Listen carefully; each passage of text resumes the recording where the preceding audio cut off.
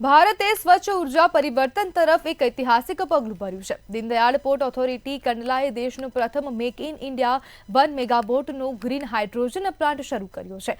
વિગત જોઈએ ખાસ અહેવાલમાં। દીનદયાળ પોર્ટ કંડલાએ ભારતના ગ્રીન એનર્જી મિશનમાં એક નવો ઇતિહાસ રચ્યો છે। દેશનો પ્રથમ make in India 1 megawatt green hydrogen પ્લાન્ટનું ઉદ્ઘાટન કેન્દ્રીય મંત્રી સર્વાનંદ સોનોવાલ દ્વારા કરવામાં આવ્યું છે, જેમાં રાજ્યમંત્રી શંતનુ ઠાકર, પોર્ટ અધ્યક્ષ સુશીલ કુમાર સિંહ અને L&Tના વરિષ્ઠ અધિકારીઓ હાજર રહ્યા હતા। આ સિદ્ધિ વડાપ્રધાન નરેન્દ્રભાઈ મોદીના નેતૃત્વ હેઠળ ભારતની પ્રગતિનો ગૌરવપૂર્ણ પુરાવો છે। માત્ર 4 મહિના પહેલા 26 મે 2025ના રોજ ભુજ ખાતે 10 મેગાવોટના ગ્રીન હાઇડ્રોજન પ્લાન્ટનો શિલાન્યાસ થયો હતો અને આજે તેનું પ્રથમ 1 મેગાવોટ યુનિટ સફળતાપૂર્વક શરૂ થયું છે, જે ભારતના ગ્રીનહાઉસ ઉદ્યોગ માટે એક નોંધપાત્ર સફળતા છે।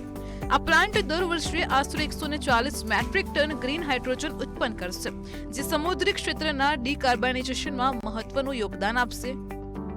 આ સાથે દીનદયાળ પોર્ટ ભારતનું પ્રથમ એવું પોર્ટ બન્યું છે જેણે મેક ઇન ઇન્ડિયા આધારિત મેગાવોટ સ્કેલ ગ્રીન હાઇડ્રોજન સુવિધા કાર્યાન્વિત કરી છે। कांडला देश के 3 ग्रीन हाइड्रोजन हब में से एक है। इस कारखाने में जो टेक्नोलॉजी लगी है, आप गर्व करेंगे साथियों, वो भी मेड इन इंडिया। કેન્દ્રીય મંત્રી સર્વાનંદ સોનોવાલ દ્વારા પોર્ટની ગ્રીન પહેલ માટે ખૂબ પ્રશંસા કરવામાં આવી, જેમાં ભારતનું પ્રથમ make in India all electric green truck પણ સામેલ છે। તેમણે ભારતીય ઇજનેરો દ્વારા વિકસાવવામાં આવેલા આત્મનિર્ભર હાઇડ્રોજન ઇકોસિસ્ટમને અન્ય પોર્ટ્સ માટે પ્રેરણાદાયી ગણાવ્યું હતું। સાથે જ મંત્રીએ દીનદયાળ પોર્ટ ઓથોરિટી અને L&Tની ટીમને આ સફળતા માટે અભિનંદન પાઠવ્યા। દીનદયાળ પોર્ટ ભારતના સમુદ્રી ક્ષેત્રને હરિત અને ટકાઉ બનાવવાના માર્ગે આગળ વધી રહ્યું છે।